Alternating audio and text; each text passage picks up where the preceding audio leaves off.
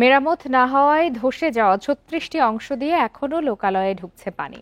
ছাগলনাইয়া, ফেনী সদর ও দাগনভূঞা উপজেলার কিছু অংশে আছে জলাবদ্ধতা। তবে বৃষ্টি থামায় ধীরে ধীরে স্বাভাবিক হচ্ছে পরিস্থিতি। এদিকে পানি নামার পরে নানা দুর্ভোগে এলাকার মানুষ।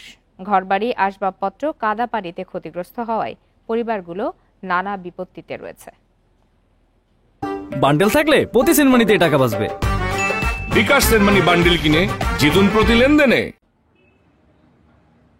বন্যা নিয়ন্ত্রণ বাঁধের ভেঙে যাওয়া অংশ এখনো মেরামত না হয় পানি ঢুকছে লোকালয়ে। ছাগলনাইয়া, ফেনী সদর ও দাগনভূঞা উপজেলার কিছু অংশে পানি জমে আছে।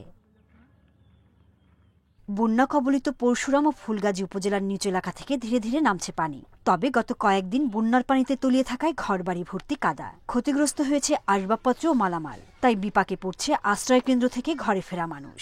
অনেক এলাকায় রয়েছে খাদ্য, নিরাপদ পানির সংকট। আজকে 3 দিন অনাহারে রয়েছি, রান্না বান্না করতেছি না, পারতেছি না। চুলার ভিতরে পানি উঠছে। ফাঁকের ঘরে মাটি ধসে পড়েছে, ফাঁকের ঘর ভেঙে গেছে, ফাঁক শাকের ব্যবস্থা তেমন নাই, কি আর সেটা নিতে হয়। কষ্টে আছি, গরু খাদ্য নাই, মানুষের দাম সব অনেক নষ্ট হয়েছে। জেলায় ত্রাণ কার্যক্রমে এ পর্যন্ত 23.5 লাখ টাকা বরাদ্দ দেওয়া হয়েছে। শুকনো খাবার, গোখাদ্য, শিশু খাদ্যের জন্য আরও 40 লাখ টাকা বরাদ্দ চাওয়া হয়। ক্ষতিগ্রস্তদের তালিকা করে সহায়তা দেওয়া হবে জানিয়েছে প্রশাসন। যারা ক্ষতিগ্রস্ত আছেন তাদেরকে আশ্রয় কেন্দ্রে নিয়ে আসা এবং তাদেরকে পর্যাপ্ত ত্রাণ সহায়তা দিচ্ছি। এর বাইরেও পরশুরাম এবং ফুলগাজীতে যেহেতু পানি নামতে শুরু করছে, এখন কিন্তু বন্যার প্রকৃত ক্ষয়ক্ষতি কিন্তু দৃশ্যমান হচ্ছে। ফেনীর বন্যা নিয়ন্ত্রণ বাঁধ মেরামতে গত 5 বছরে 2000 কোটি টাকা বরাদ্দ দেওয়া হয়।